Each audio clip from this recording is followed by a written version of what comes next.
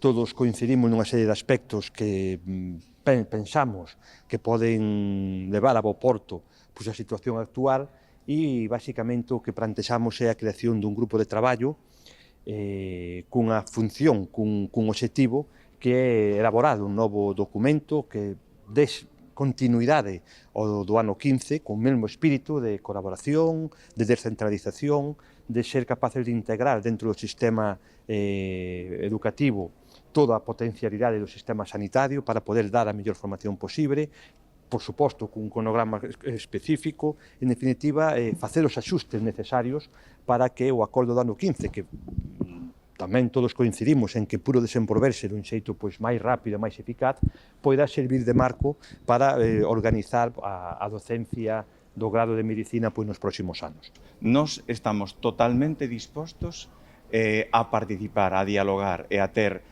parte nese grupo de traballo que se falaba hoxe aquí para mellorar a docencia clínica como sistema en Galicia. E para iso non hai que perder ningún minuto, sen abandonar, como digo, a nosa posición, que creo que é a mellor tamén para o sistema. É dicir, que a Universidade de Coruña vai a seguir preparando a súa proposta para implantar a título de medicina. A bo fe, denodadamente. O acordo de 2015 decía docencia clínica. E vamos falar de centralización de docencia clínica. Claro que sería incoherente. Imagino que se hai algún acordo será a costa de que non haxa proxecto dunha nova facultade de medicina.